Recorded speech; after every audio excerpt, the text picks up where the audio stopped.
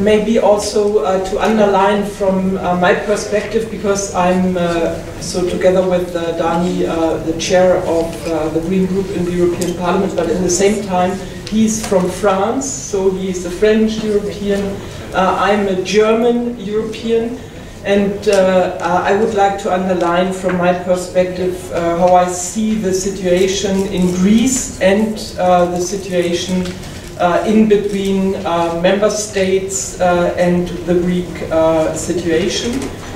So from the very beginning, this must be clear, the Greens in the European Parliament have been united in saying that if you go only for austerity, then you will get nowhere. So this will not be the way to improve the Greek situation.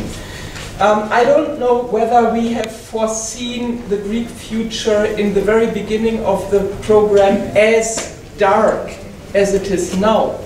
Because so some now call it the fiscal multiplier. Others say you have only be able to count, to read figures.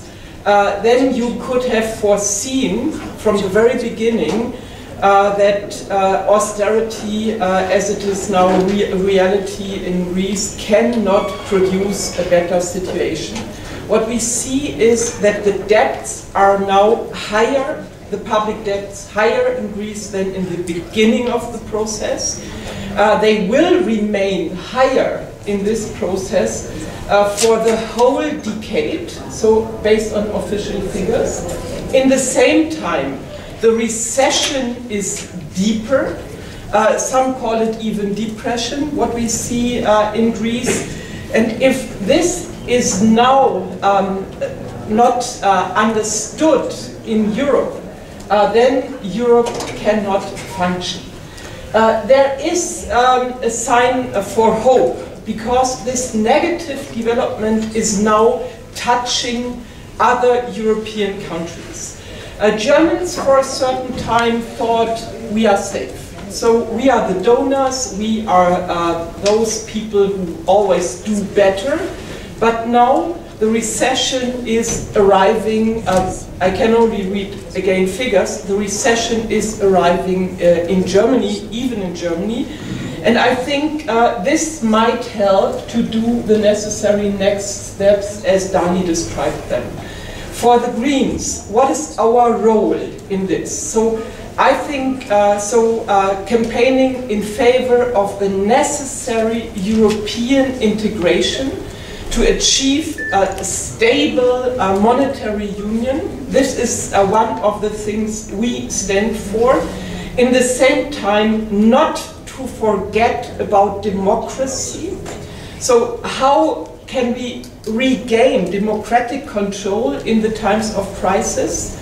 A second point, very, very important, concentration on money and economy.